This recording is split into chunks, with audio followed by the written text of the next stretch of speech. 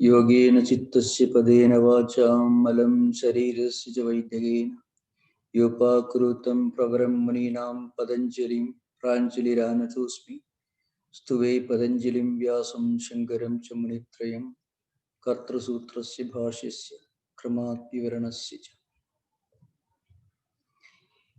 In the last session, we were discussing the second sutra, and then we also started a discussion on the third sutra. The second sutra is Samadhi Bhavanarthaha Klesha Tanukaranarthaha. It means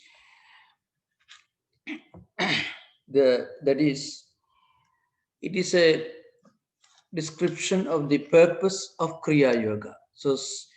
So in Sanskrit, before the Samadhi Bhavanartha, you have to add the word Sah, means that.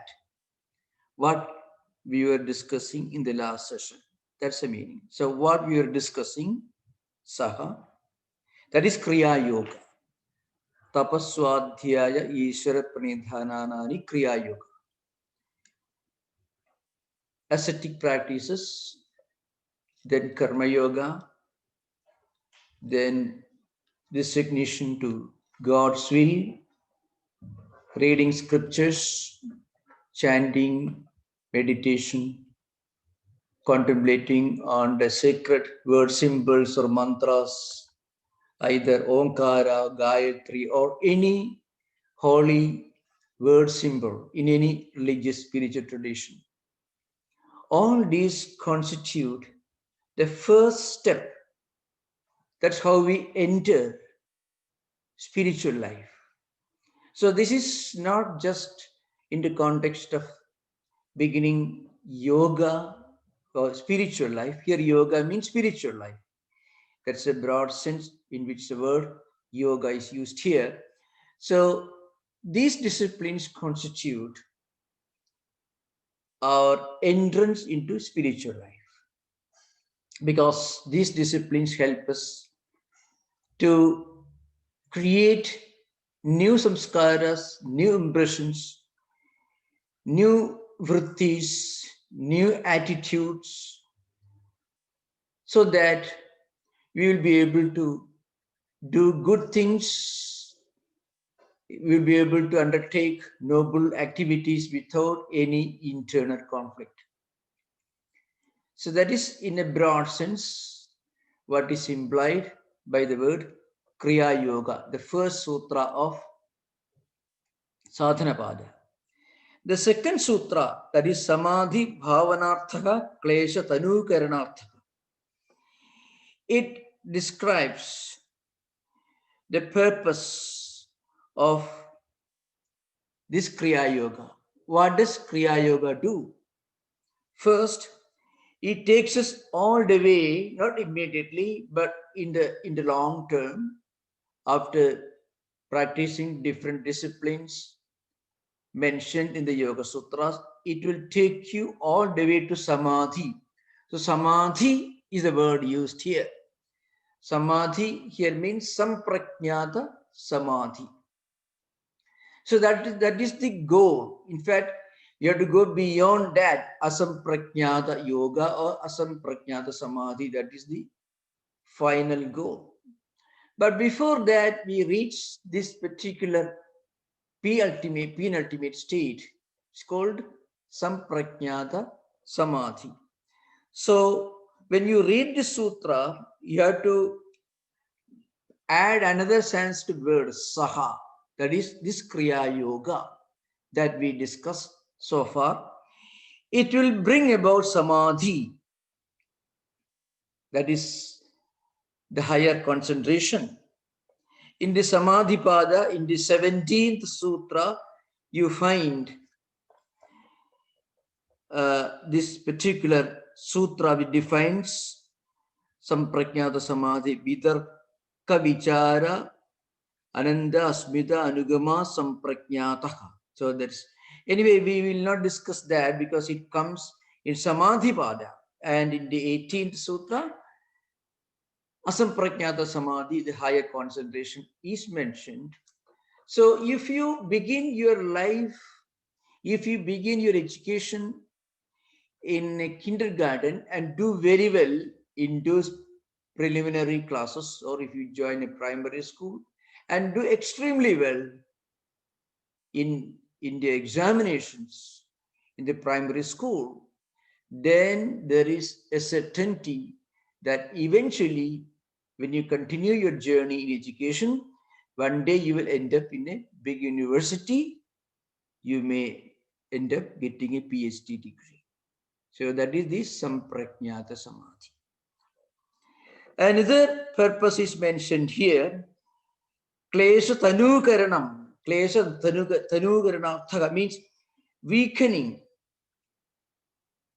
or making it less effective.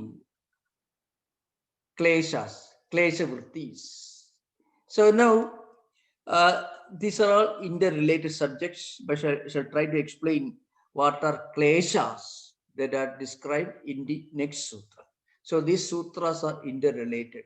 So if you really want to master Yoga Sutra, then it is essential that everyone should memorize all the 195 sutras. That's of course not something that we can contemplate right now, but what we can do, we should keep in mind these sutras are interrelated. So kleshas are implied in the second sutra and kleshas are listed in the third sutra. What are the kleshas?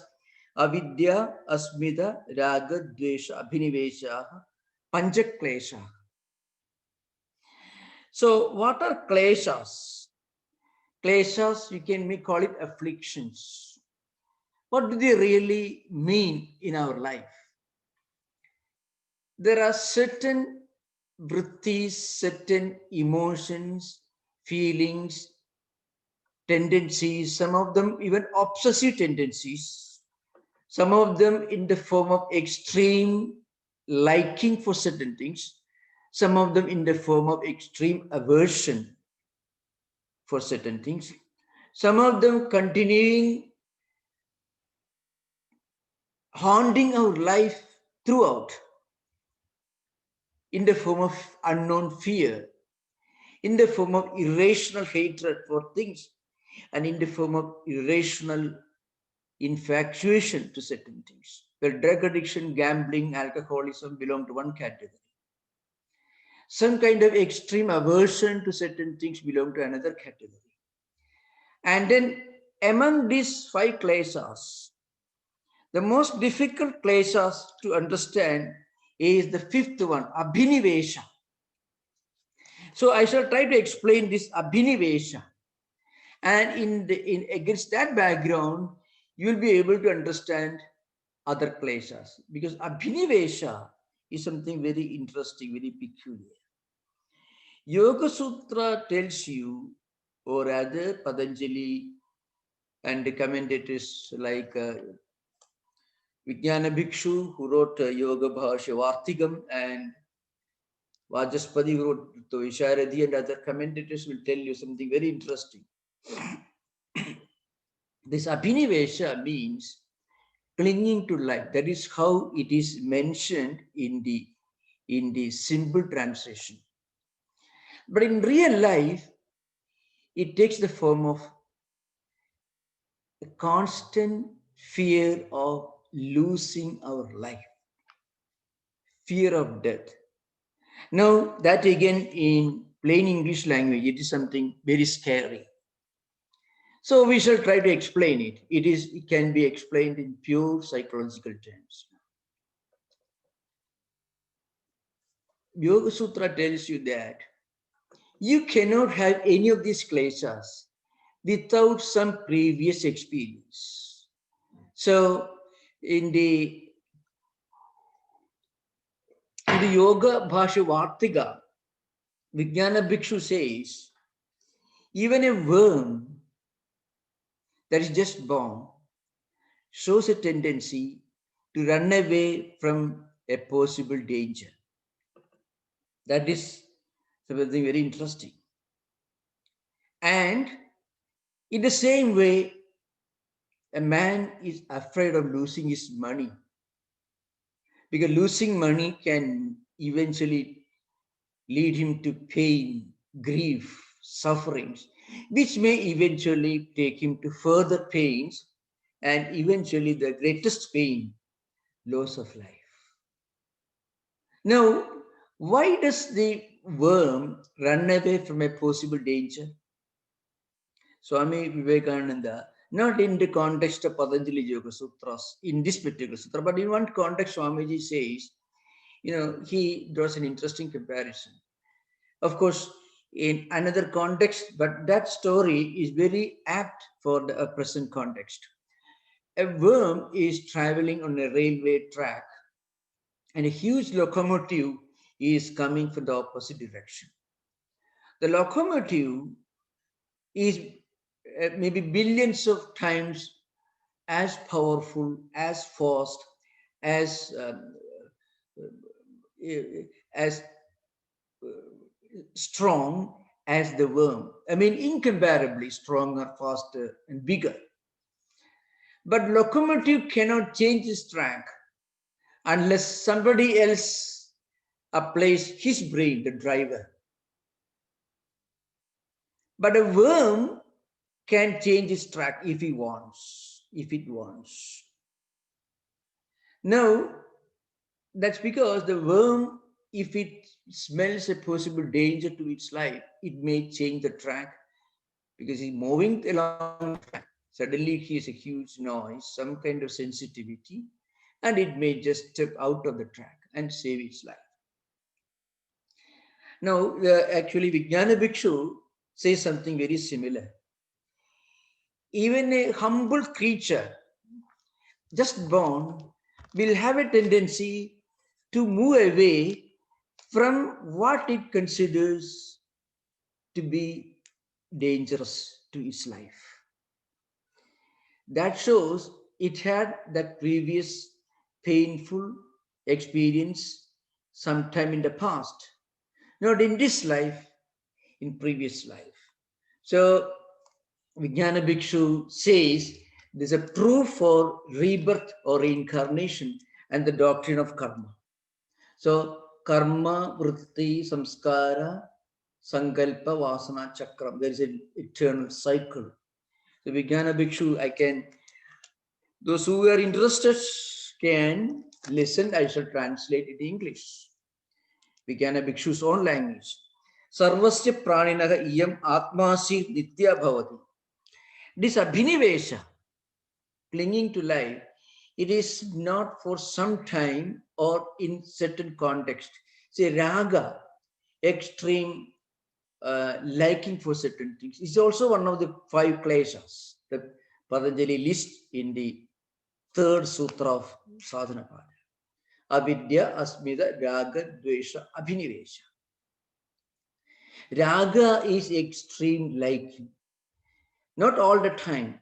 It doesn't chase you all the time. It doesn't haunt your life all the time. And also dvesha, extreme aversion, irrational aversion. That is also that's not present all the time. But there is something always present in our life. That is our clinging to life, a desire to continue living till eternity. In fact, in one of the philosophical dialogues in the Mahabharata, Yudhishthira was asked a question by an angel, Yaksha Prasna it is called. It's a dialogue where the divine being called Yaksha, some celestial being like maybe something like an angel in Christian mythological tradition, so to speak. He appears before the king Yudhishthira. Of course, I'm not going to the whole story. And if King Yudhishthira could answer all the questions, he will be able to save his brothers. That's the context of the story. So Yaksha goes on asking questions.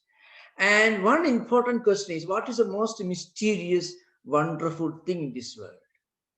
So the answer is, every day, every minute, somebody or something leaves her or his body. Means somebody is dying. Every day, every minute, either some worms, ants, cockroaches, insects, human beings just disappear, will die. But every living human being thinks that he will not die anytime. He will live till eternity. This is the most wonderful, mysterious thing in this whole universe. That is the answer here. And he got a pass mark, and the angel gave life to all his brothers. That's how the story ends. So here, Vijnana Bhikshu says, Sarvasya Praninaha Iyam Atmasi Nitya Bhavati. Every creature, every living being has got this Atmasi, the desire to live, clinging to live. Atmasi, he is called in Sanskrit. Mana Bhuvam Bhuyasamiti. Nacha Ananubhuda Marana Dharmagasya Esha Bhavati Atmasi. Now, if a person feels that, well, if I fall sick, I may die. If I become poor, if I lose my money, that may hasten my death, that may quickly shorten my lifespan. That's because that person has experienced death sometime in the past. Unless he has experienced death in previous life, he will not be afraid of death. So it may be natural death, but somehow the person had to cease to exist. She was born again. That's why nacha ananubhuta marana dharmagasya esha bhavati atmas. Unless the person has experienced an anubhuti of leaving this body sometime in the past, he will not have a lingering fear of death in this life.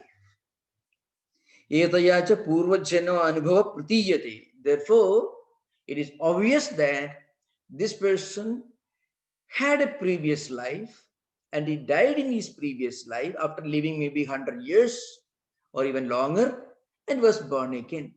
So that constant memory from previous life is haunting him.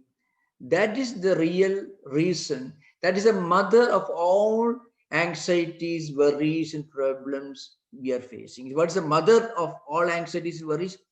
Fear of death. That Vedanta also makes similar statements.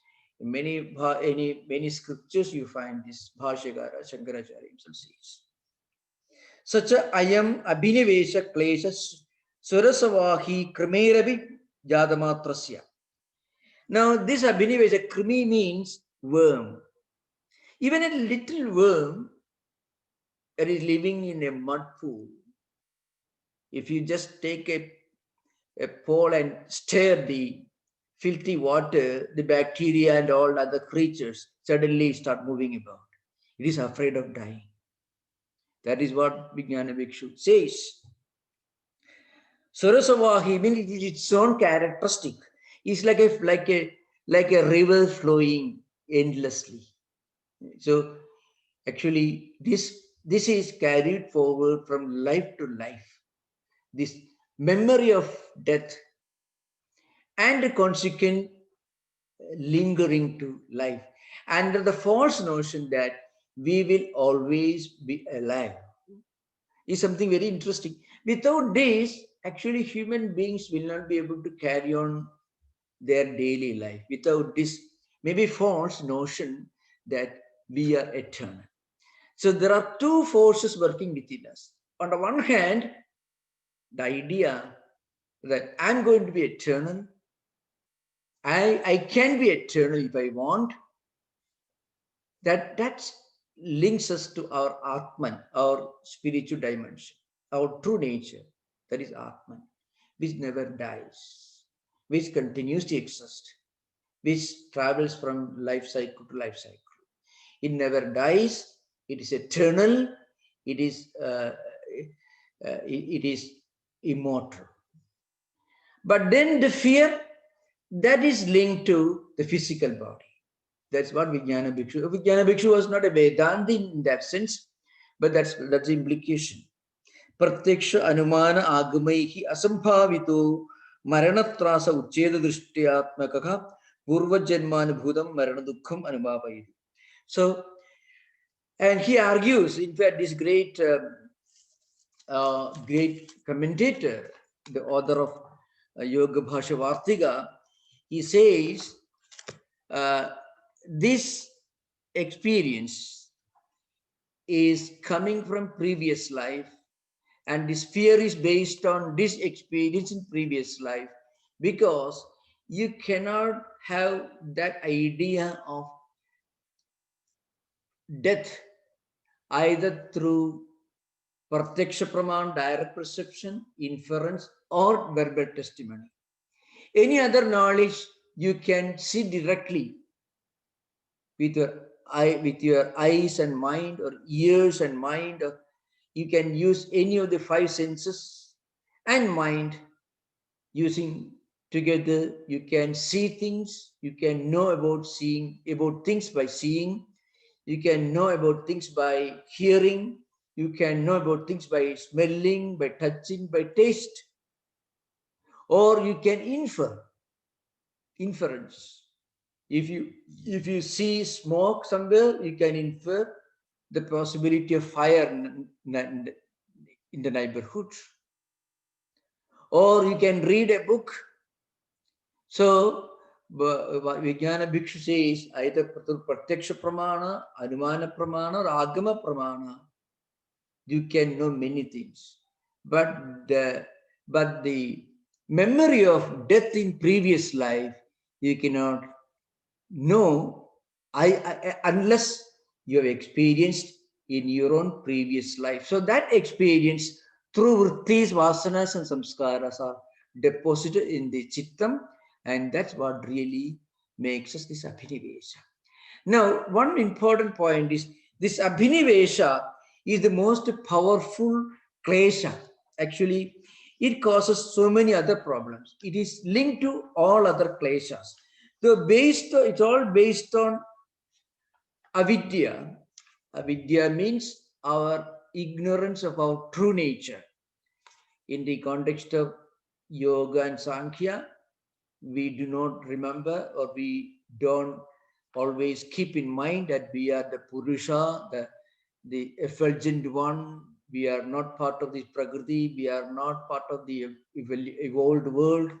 We are the ever effulgent reality that we sometimes forget. That is avidya.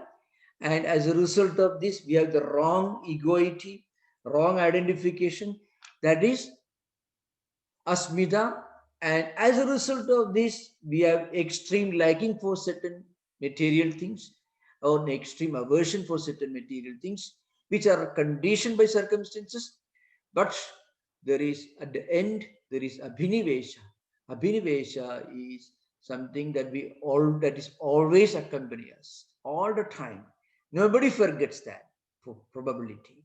Abhinivesha means lingering to life based on the previous memory of death that a person may have experienced in previous life. This is how Yoga Sutra explains our human impulses, feelings, and emotions on the basis of our experiences, not only in this life, but also in previous life.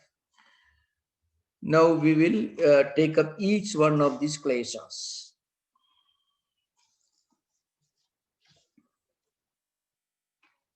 So those of you who got the book can remember. We are going to discuss the fourth sutra. Avidya kshetram uttaresham prasupta tanu vichinodaranam. What is avidya? Avidya is nothing but is a breeding ground. Kshetram is a breeding ground, field or something. Breeding ground for all other kleshas. Avidya is responsible for all the kleshas, including abhinivesha. But abhinivesha is linked to all the other kleshas, because raga and dvesha are also connected to abhinivesha. But all the four kleshas emerge from this avidya, our absence of true knowledge. I mean, we wrongly identify ourselves with our mind, our body, and intellect, forgetting that behind and beyond all this, there is one eternal, immortal reality, that is Atman, according to Vedanta, and according to Yoga, it is called Purusha.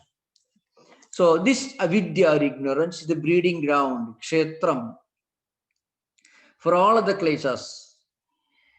They exist in the four states. So this avidya exists, is present, because avidya is a substratum for all other four kleshas, including abhinivesha. That's why it is called, prasupta tanu vichinodaranam, means they exist all other four states. Dormant. Dormant means prasupta. It's almost like asleep. It's repressed, and or sometimes could be freely expressed. Abhinivesha may not be always expressed. Fear of death, clinging to life may not be always expressed. It can sometimes be repressed, but it's always present. Raga and Dvesha, extreme liking for certain things, infatuation, extreme hatred for certain things may be expressed, but they are all based on the substratum, that is avidya.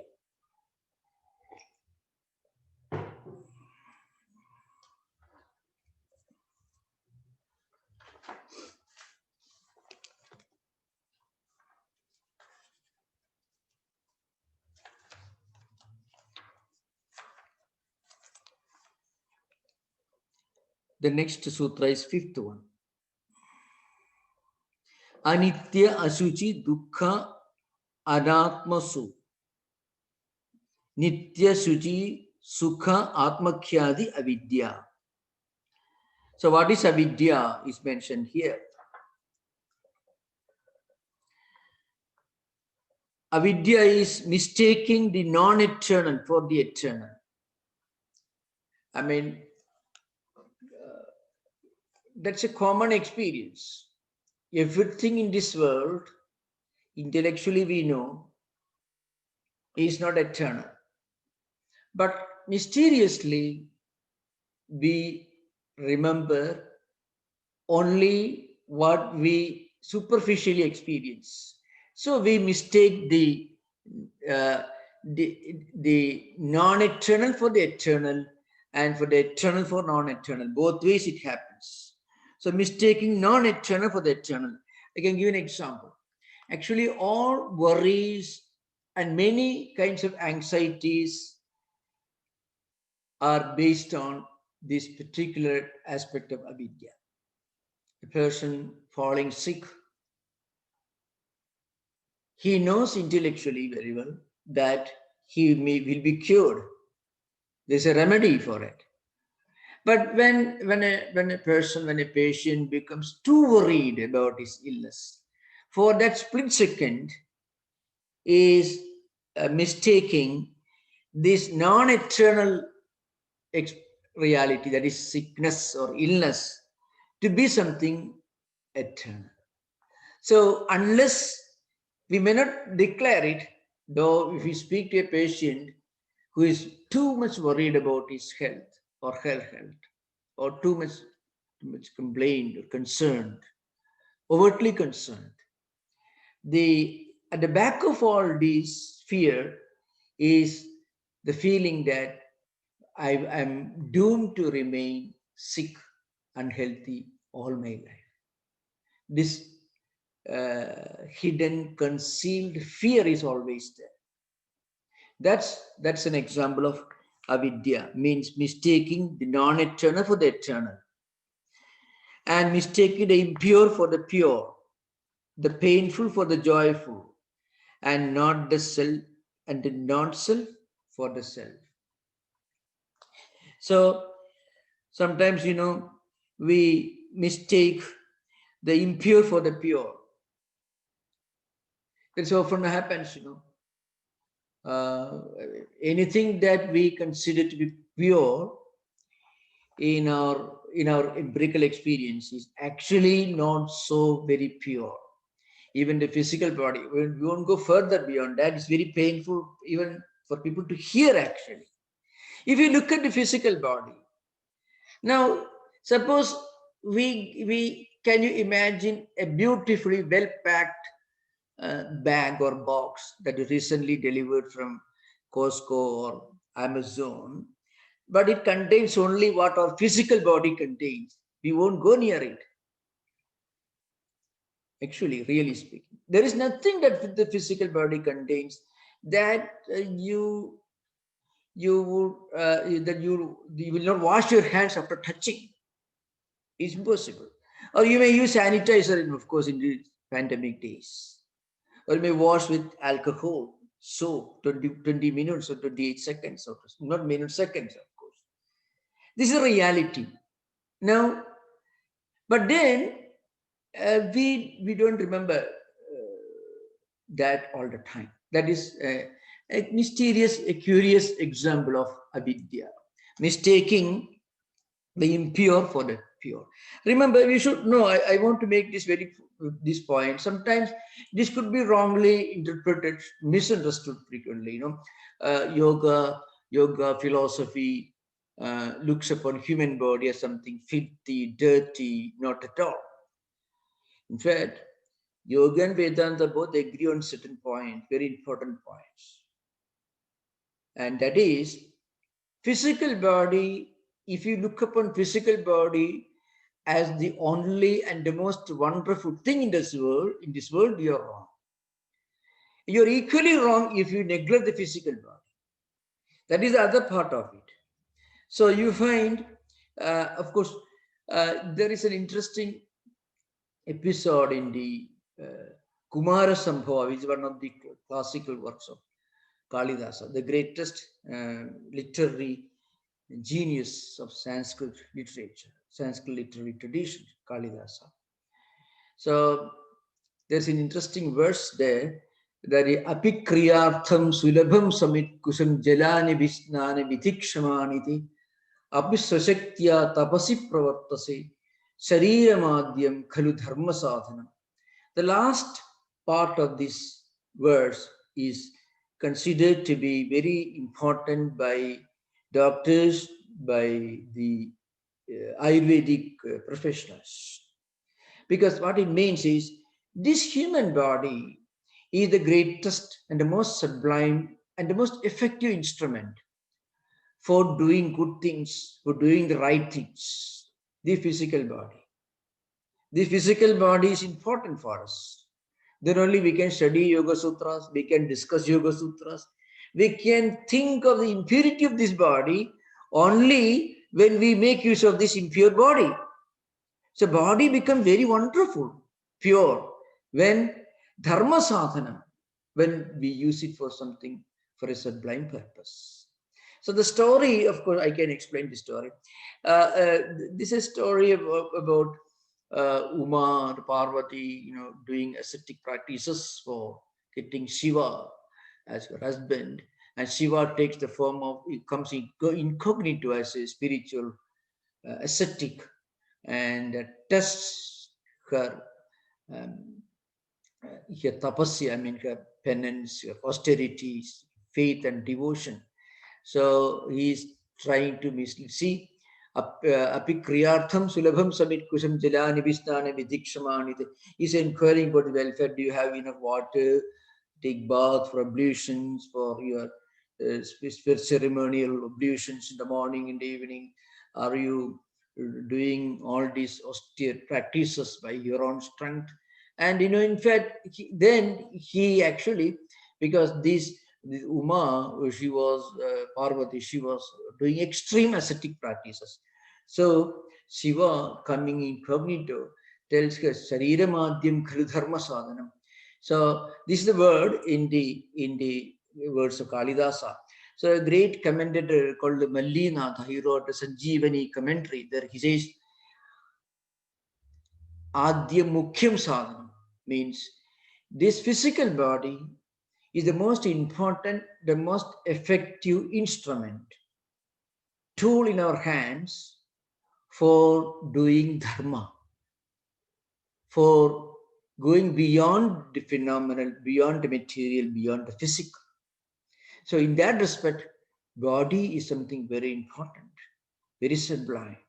With a healthy, strong body becomes a great tool for doing wonderful things, for one's own spiritual progress, and also for doing good for others. So in that respect, it is something very wonderful. We should remember that Vedanta or yoga do not ignore the role of physical health for the right purpose. But that should not be the supreme goal of human existence. That's what is implied here.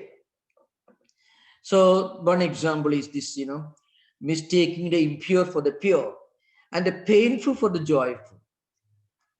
That is anitya, asuchi, dukkha, anatmasu, nitya, suchi, sukha, atmakhyadi, avidya. This is the sutra. It's a long sutra. So first we mistake the non-eternal for the eternal. We mistake the impure for the pure. And we mistake the painful for the joyful.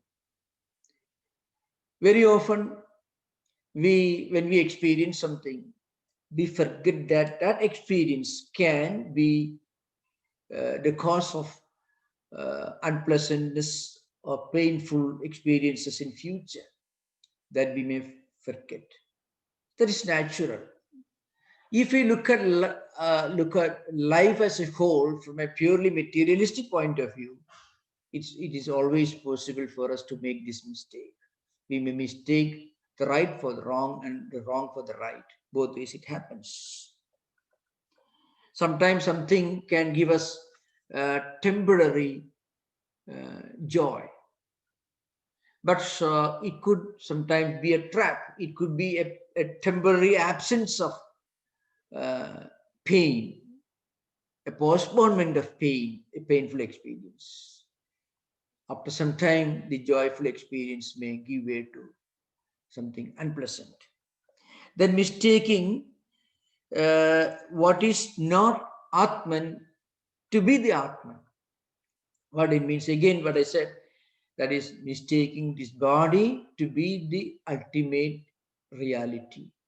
This body as the only thing to be cared for. That's the implication here. Of course, this avidya has got different interpretations in other systems of Indian philosophy. Avidya is sometimes called viparya. So there's a klesha. Here, the false knowledge.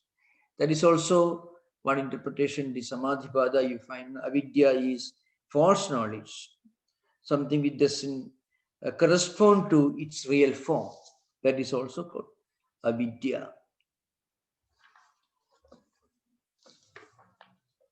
And then next one is asmita. Drik darshana shaktyoho ekatmada iva asmita. Egoity. They mean the apparent identity of the power of the seer and the power of seeing. So what it actually means, is, of course, there are different interpreters. Most of the commentators like Vyasa have interpreted the sutra as the identity of Purusha and Buddhi. So Vyasa says Drik Shakti is Purusha, Darshana Shakti is Buddhi. According to Vijnana Bhikshu, that's our own commentator, he says Darshanam does not mean anything seeing. So what it means is our identity of our real nature with the body and the intellect. That is what is called asmita. Then sukhanushayi raga, attachment, is that which follows the experience of pleasure. When we experience something and that experience gives us joy, in ordinary sense, material joy, then the mind gets attached to it, because that pleasant experience becomes a strong obsessive vritti or impression in the mental system. The mind is always chasing, going after that pleasant vritti. So whatever we experience, the experience is gone, but vritti remains. This is how our mind functions according to Patanjali system. We have an experience. Well, that experience produces joy or happiness. The experience is gone, but it has sown a seed in our mental system. And that mental system is the repository of all impressions, memories, and tendencies. That tendency will remain there. Later on, it could be after several years, and according to yoga, maybe after several life cycles. When we encounter a similar experience, then this latent, this vritti remaining the mental system comes to the surface and it connects again with a similar experience outside. So the experience is repeated. It's called, that is action, its vritti or tendencies, impressions, and then again the same experience is continued, and every experience strengthens and reinforces these latent vrittis. And according to Patanjali's system, some of these tendencies or samskaras are found to be working out in this life itself.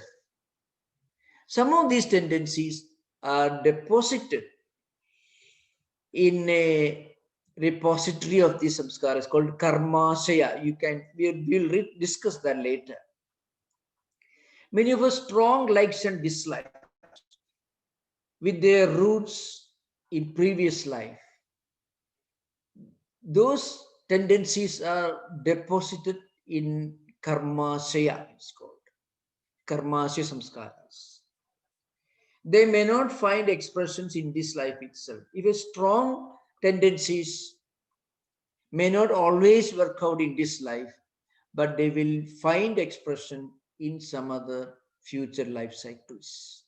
So if a person feels a strong inclination towards, let us say, spiritual life, it's a proof that that person has prayed, meditated, read mystical books, spiritual books, and develop a real, sincere, earnest desire for spiritual life.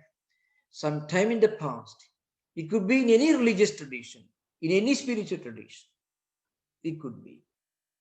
And that person takes birth after several life cycles in another culture. His mind will connect with identical spiritual tendencies and vrittis and samskaras that he encounters. So what we have already in our mental system, that we seek out outside. If our mind has a lot of spiritual ideas, then it will be seeking identical ideas outside. It may be when we go to a library, we will be looking for similar books which are conducive to reinforcing those healthy, good samskaras that already stored up in our mental system.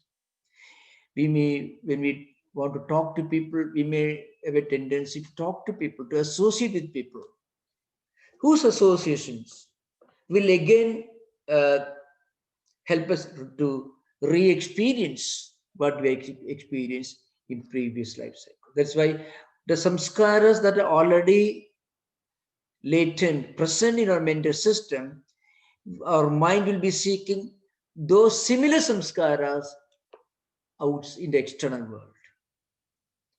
That's it. And similarly, unfortunately, vice versa is also correct. If our mind is not so very good, then mind will be looking for those things outside. That's an important thing to remember.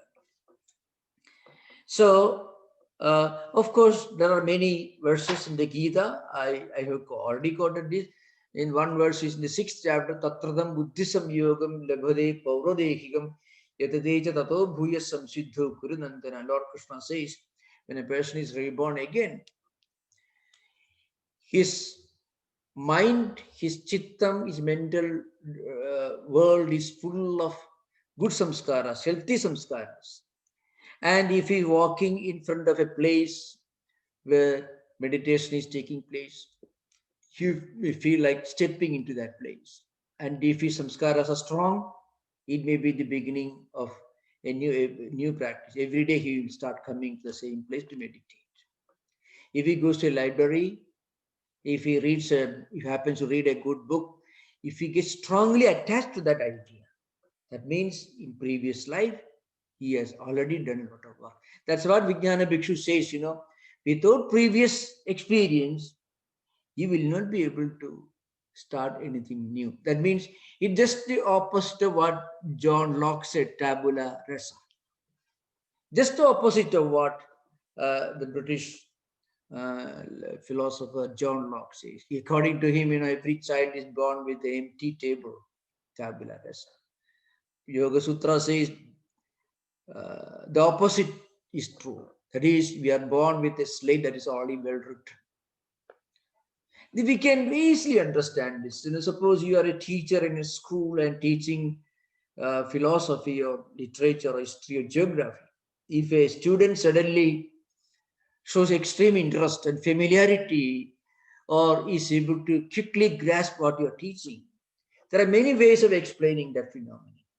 Either that students, a child's parents are teachers, they are helping him with these lessons in his home, that is one explanation. Or maybe the student, that child had already shown a great interest in reading books on geography. Maybe he is home at a good library and have a number of books on that particular subject.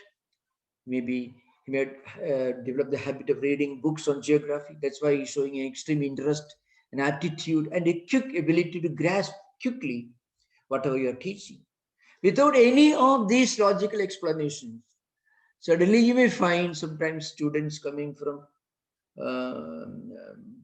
circumstances where none of these conditions may apply. So Yoga Sutra will tell you, well, that person has studied or become familiar with this subject in previous life cycles. That is according to Vijnana Bhikshu. These commentators have extended the possible descriptions and interpretations of Patanjali's Yoga Sutras. That's why Dukkha, Sukhanushayi Ragaka. And Dukkhanushayi Dvesha, the opposite.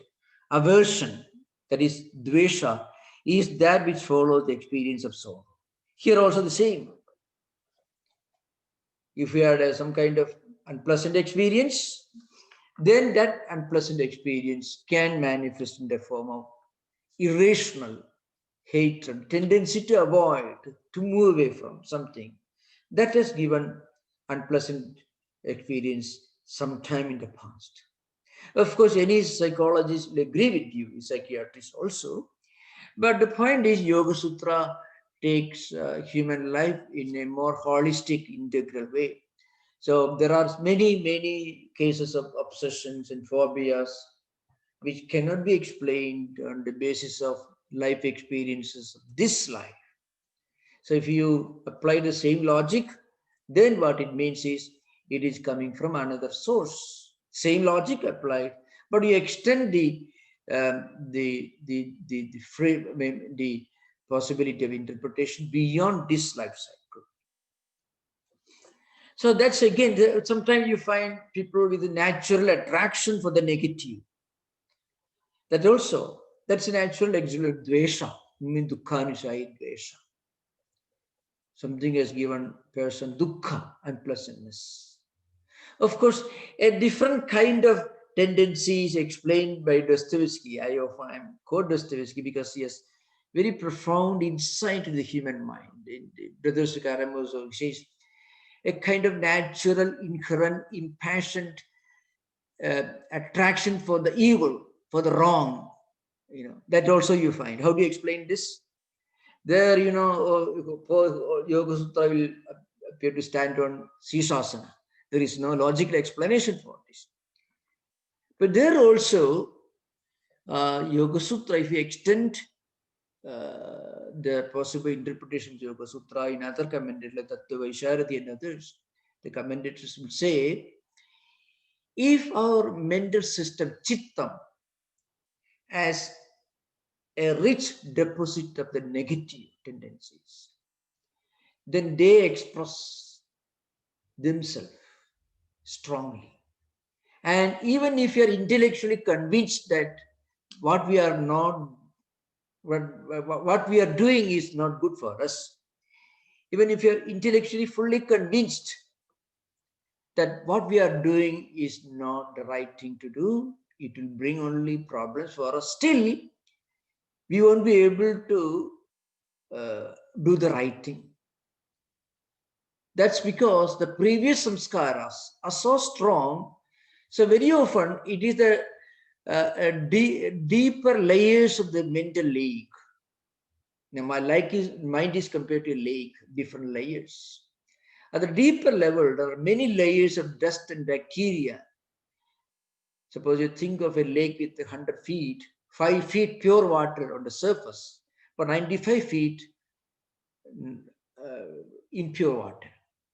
It's no use. If you dip little deeper, then you get unpleasant water.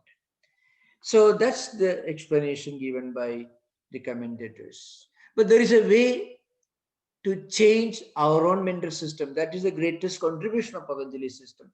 We can change our destiny. We can change our character.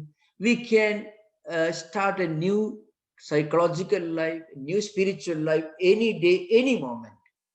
If you understand the true implications of this Kriya Yoga.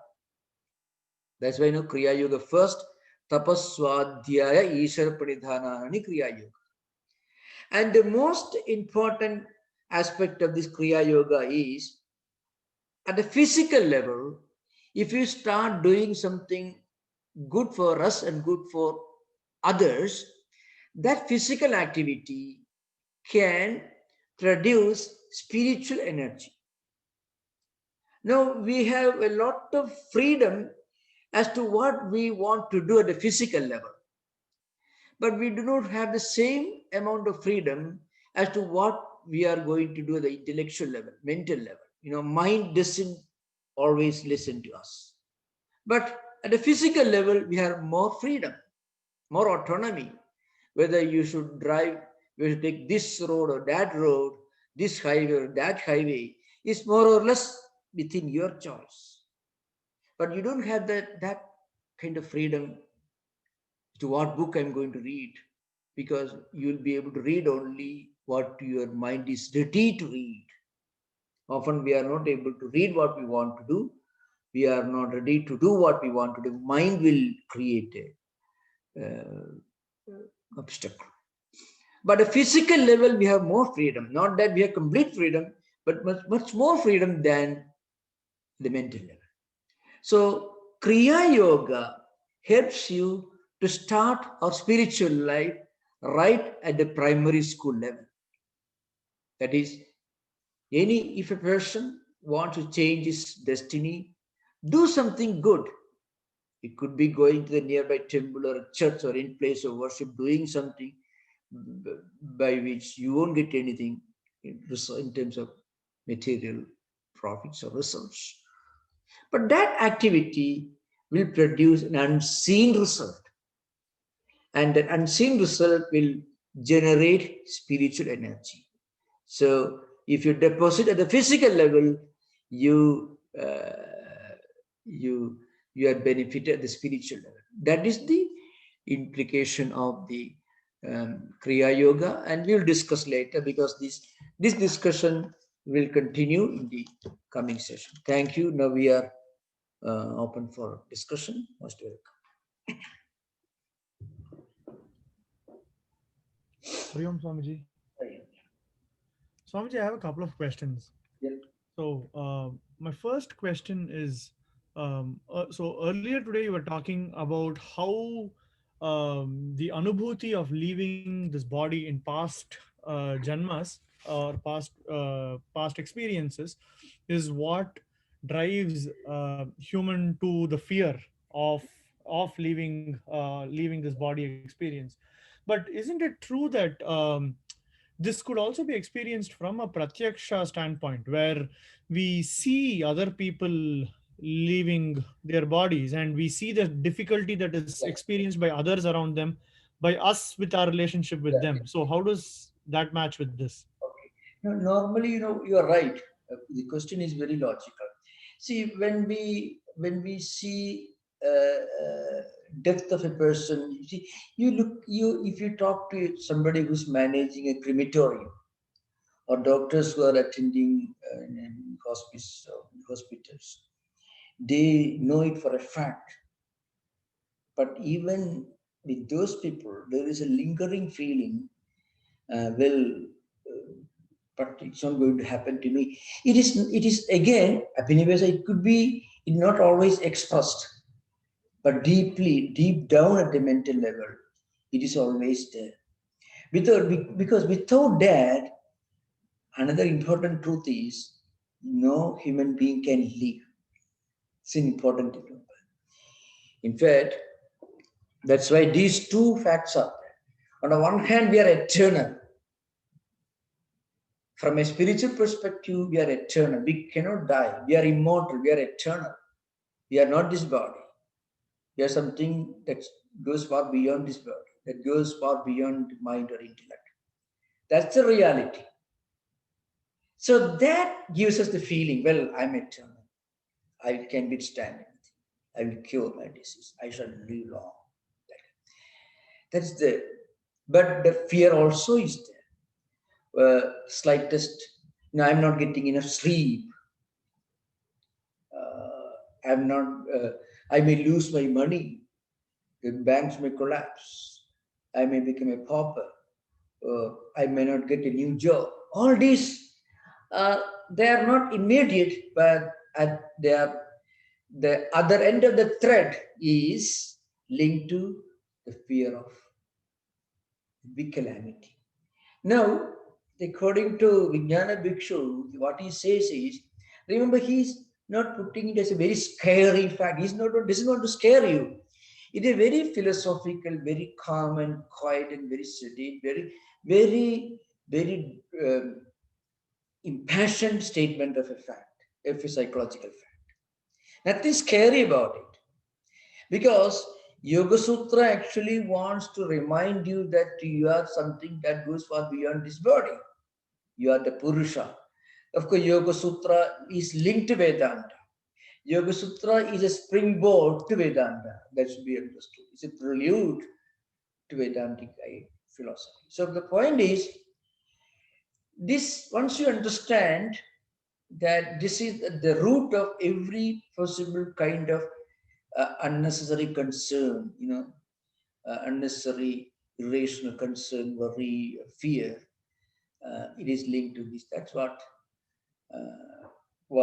Patanjali says. Patanjali doesn't put it in so many words, but that's what Vijnana Bhikshu says. Now, another thing, even a person witnesses uh, the reality of death every day, he doesn't relate it to himself. He relates to others. Intellectually, he knows. Everyone knows. Even child will know. But that intellectual understanding doesn't really go very deep when it comes to our own emotional life. Remember, man is not a very rational human being. It is wrong to say man is very rational. What we know to be a fact, our interest in intellectual understanding doesn't always help us at the emotional level. If we really had, we have no problems really. We have no problems. That's the main problem. I've always mentioned is the conflict between what we know and what our mind permits us to do. It's a big conflict. If you could always make use of our knowledge, there'll be no problem in the world. That's because our emotional world, our emotions don't always permit us to make use of our intellectual understanding. That's a fact. And when you study Yoga Sutras, for example, you suddenly come to know it's a fact. the greatness of any classic philosophy or literature, anything is, when we read it, oh, after all, it's a fact. When you read Tolstoy or Dostoevsky or Shakespeare or any philosopher, literature, or anything, Kant, Shankaracharya, if you read the Gospel of Sri Ramakrishna, when you read it, oh yes, it's a fact. You feel a you feel a grudging admission of the reality of what you are reading. That shows it's a great classic. So when you read Yoga Sutra, what happens, suddenly we are able to detect something that is going on in our own mind.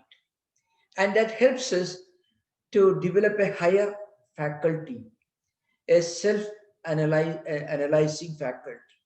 We'll be able to analyze our own mind and we'll be able to live a very healthy psychological life.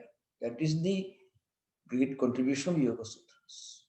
It helps you to use the flashlight into the dark corners of our own mind. Remember, there is nothing scary about it. Well, we should not get away with the impression that the Yoga Sutra talks you about your fear of death all the time. Not at all. It simply tells you a philosophical, psychological fact. That's the idea. It's a very nice explanation, Swamiji. Yeah. I have one more question. So towards the end, you were saying one way to change our destiny, our character, our mental system is we can start a new psychological, spiritual life anytime if we start Kriya Yoga.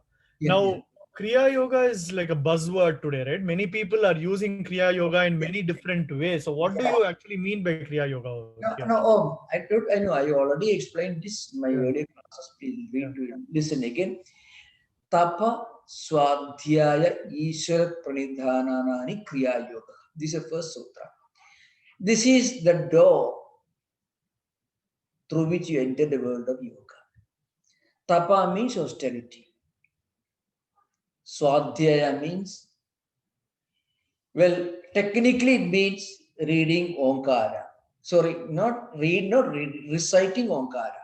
Pranava. When you read the translations, Swadhyaya may be interpreted as chanting Pranava, Omkara, etc. It's not the script in which it is written that is meant. It is the sound that is meant. Omkara. Now, actually, it has got an extended meaning. Any sacred word symbol. It depends upon your own religious traditions, your own spiritual traditions, any religious tradition, spiritual tradition, even non-religious traditions also do have word symbols, sacred word symbols. When you chant it with a sense of sanctity and sacredness, you generate healthy vibrations, which becomes spiritual energy. Now, that is one way of um, generating healthy spiritual tendencies in our mental system. So when you read or listen to something sacred, and when you listen to it with a sense of sanctity and sacredness, immediately your mind generates a lot of spiritual energy. That happens. When you read a book, Gita, Upanishad, Sermon on the Mount, or Dhammapada, any Christian, Buddhist, Hindu, Vedantic tradition, anything you read with a sense of sanctity and sacredness, suddenly you are putting some money in your spiritual bank. We are generating spiritual asset, spiritual vibrations, tendencies. And that will slowly increase the amount of spiritual tendencies in the mental system. And as we increase the amount of spiritual tendencies, mental system, you will feel less and less conflict when you undertake any noble task, whether meditation, prayer, or anything. That is idea. So slowly our mind begins to accumulate a lot of spiritual tendencies, spiritual impressions. Normally, mind has got these two types of tendencies, good and bad. Something that helps you in your spiritual life, something that creates a stumbling block. The stumbling block is a result of negativity, negative tendencies, negative impressions. And if your mind is enthusiastic about doing something good, whether meditation or prayer or helping somebody, that means mind has a surplus of healthy spiritual tendencies. You increase the amount of spiritual tendencies, and mind will have no conflict. And in direct proportion to the increase of spiritual tendencies, the conflicts also go down, and mind feels more inner tranquility and peace. That's what happens. That's why the Kriya Yoga is the stepping stone, because there is scope for you to generate spiritual energy by doing good physical activities. As I mentioned earlier, there is more autonomy. If you, well, I will meditate, I tell you.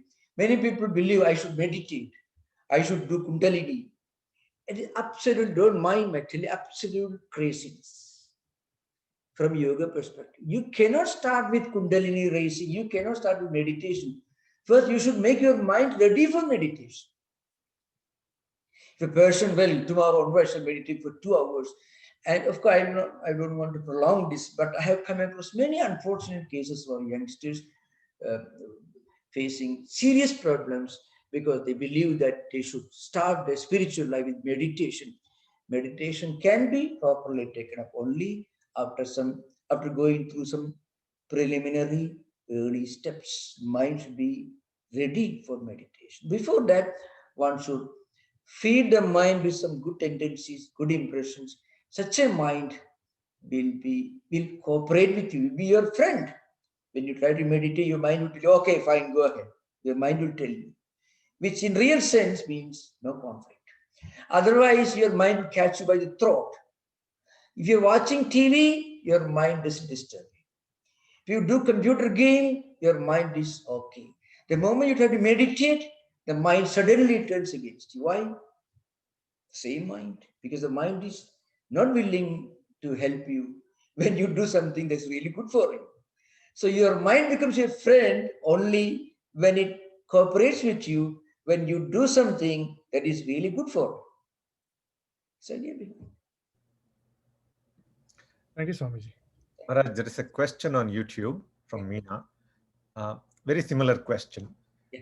If phobia and fear can be from some karma, if not in this life, but can be from the past life, then the question is there a mind activity or dream which becomes the basis of expression of previous life events to phobia? Yeah. Okay, no, well, I shall explain. This is a very important question. First of all, mind is the word we use in English, but the word chittam is used in Yoga Sutras. Here, the word chittam implies the four departments of the mental world. What are the four departments? One is the mind acting as this or that. So I shall try to explain this in the light of an example given in Vedanta. When you see an object in front of you in semi-darkness, actually it is a pillar. You may mistake it for a human being. So when you have not reached this pillar, from a distance you are speculating, oh, it's a human being or something else. Your mind is working. It is sankalpa, vikalpa, mega antarkarna vrutti mana. This is a definition. This is mind. This is one aspect of mind. Another aspect, you reach the place and you suddenly realize it is not a human being, it's a pillar.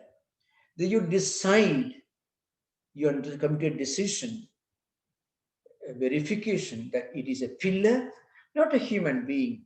That buddhi is working. Buddhi means nisyatmika antakarna buddhi. A mental vibration tendency that act as a desiderative faculty. That is buddhi.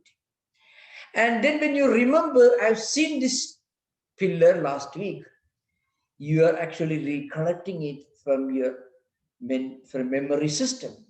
and you identify yourself as the one person who has seen this maybe last week. You are identifying yourself aham. So mana, buddhi, chitta, ahankara. These are 4 departments. Now we know what happens when a person moves from one life cycle to another life cycle. What happens is, if physical body dies and the senses, for example, the eyes, the ears, all the 5 senses of perception, they also disappear. But the samskaras and tendencies and impressions gathered by these 5 senses and mind are carried forward intact into next life. That is our subtle personality. That is subtle personality. The gross personality is the human being, the 6 feet tall person. A subtle personality is the real personality. I mean, the personality behind the personality. The real personality behind the physical personality. That is subtle body called Sukshma Sharira. Now, this is actually, this travels from one life cycle to another life cycle. And these tendencies will survive death. That's why when we feel, when we do certain things, when with children showing extreme tendencies, aptitudes, extreme tendencies like natural aptitude for certain arts, artistic skills, or other tendencies, uh, without any explanation from the genetic perspective, either from maternal or paternal traditions. That's an example of these Sukshma Sarira, these tendencies carrying forward from previous life cycle to another life cycle. So, what a person may have seen certain things in previous life, the eyes have gone, but that vision, the experience of seeing, and it creates strong impression in the mental system. That strong impression is carried forward when the person is born as a child, and that child, after some years, may see something similar, and those previous tendencies are again brought back to the surface of the mental system, and that's what we call distant memories. According to Yoga and Vedanta, when you recollect or remember something with a distinct form and name, that memory is coming from this life. But there are people who have distant, vague, but strong recollections without associating with name and form.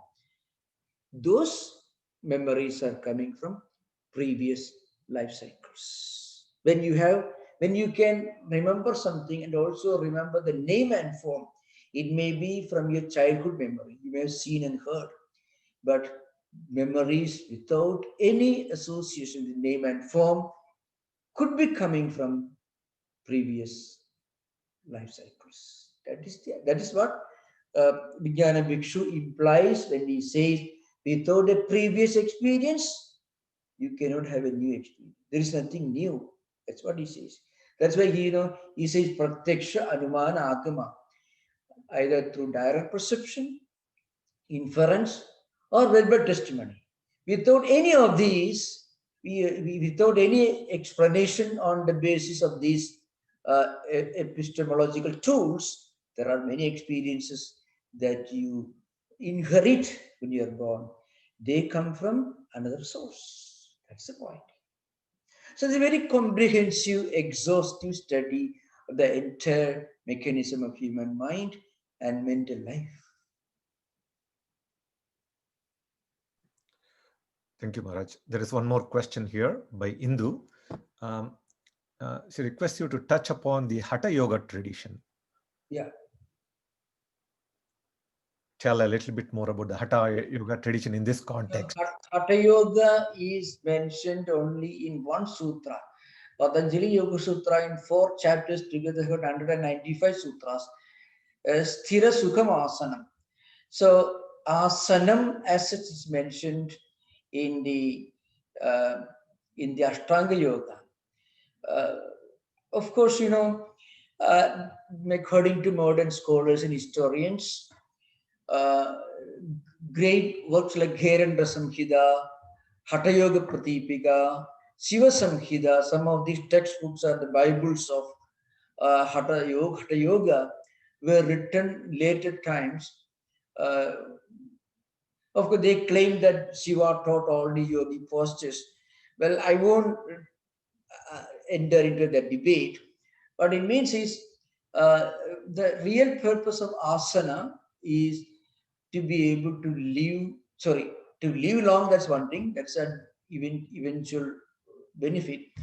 But what the real purpose is to sit for a long time and without feeling any fatigue or effort. So, in a very effortless, restful manner, you should be able to sit for a long time to practice pranayama, dharana, dhyana. That is the purpose. For that, you need some physical exercises. Then only you'll be able to sit for a long time without any effort. That's very important. Sukham is very important. The person, sometimes you find people practicing Hatha Yoga. I've seen some people sitting in our shrine here with bulging muscles, lot of effort. You can feel the effort and the pain on their face. That is not asana. One should be able to forget one's own body. Then only you are actually enjoying sitting like that. When you feel the physical present, when you feel your body, then you are not enjoying it. So one should be able to sit for a long time in an effortless manner. Sthiram for a long time. Sukham means effortless. It becomes a joyful experience because your purpose is going beyond the body. There's a purpose. That is the only definition you find in Patanjali Yoga Sutras. Later, these great works on Hatha Yoga, like Hatha Yoga Pratipika, Gheranda Samhita, all these uh, developed various. It's wonderful. That's also another science. It has its own place. Okay. It's wonderful. Swamiji, could you clarify in the Samadhi Pada there is a discussion of the 9 antarayas, and here we discuss the kleshas. How are the two related, if at all? Yeah, Antarayana, Vyadhisthana, etc. You find disease or maybe laziness or feeling that you are not reaching the goal or not being remained for a long time or even wrong ambitions, delusions, Bhranti Darsana, Anavasthitatva, etc. Now, all these are in a way natural obstacles that any spiritual person may have to face. Some of them are linked to kleshas, no doubt, but kleshas are deeper analysis of the fundamental uh, challenges that every spiritual person will have to face when he takes to yoga. The other ones are obstacles that any spiritual person will have to face in any tradition, not particular to yoga. These antarayas or 9 obstacles I mentioned in Yoga Sutras, they become obstacles to achieving chitta prasada. So all these are explained. They're only in the particular context. But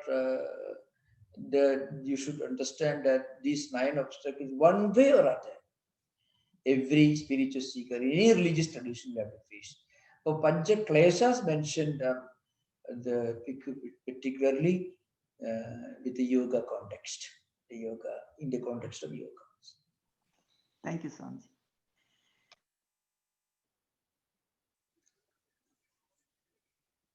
So we will conclude now. Thank you for the questions. We will have discontinued discussion next session. Om Shanti Shanti Shanti. Hari Om Tat Sat. Sri Ramakrishna Arpanamastu.